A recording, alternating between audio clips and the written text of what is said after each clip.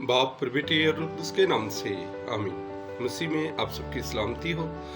आज हम साल के दौरान 14वें हफ्ते के बुध की तिलावतों पर ध्यान ज्ञान करते हैं। आज की पहली तिलावत होशे नबी और उसके 10 बाब। अब मौका है खुदा की तलाश करो।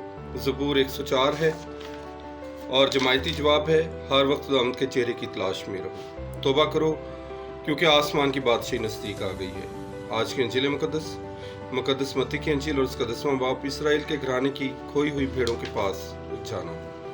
मेरे अज़ीज़ों, आज की तिलावतें हमें दावत देती हैं कि हम खुदावंद यीशु मसीह पर ईमान लेकर आएं। आज की तिलावतें हमें दावत देती हैं कि हम खुदावंद के चेहरे की तलाश करें, खुदावंद को तलाश करें। और मेरे अज़ीज़ों, आज हमारे काम, अमाल, रवैये और सोच, हमारी ज़िंदगी, हमारे अंदर जितनी भी तज़ब्ज़ब का शिकार हैं, ये सब के सब हालात तो वाक़यात की वजह से है, क्योंकि खुदा ने हमें आज़ाद होने के लिए पैदा किया है, ना कि ग़ुलाम होने के लिए। हम गुनाह के जुए में ना घिरे जाएं। इसलिए खुदा ने हमें चाहा है कि वो हमें आज़ाद करे अपने प्यारे बेटे के ज़रिए से। उसके लिए खुदा का कलाम हमें अपनी ज़िंदगी पर गौर व फिक्र करने की दावत देता है।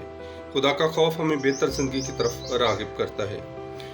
अगर हम खुदा से नहीं डरते तो हम यौम आखिर में होने वाली अदालत में अपने अमाल के हिसाब का भी नहीं सोचते, क्योंकि जो हम बोते हैं वो ही हम काटते हैं। अपने लिए सदाकत बो और दयानतदारी से इसे काटो। इंजील मुकद्दस में भी यीशु मसीह अपने शागिर्दों को चुनते हैं और उनको बुलाकर इन्हें नापाक रूहों पर अख्तियार बख्शते हैं। इन्हें निकालें और तरह तरह की बीमारियों और कमजोरियों को दूर करें।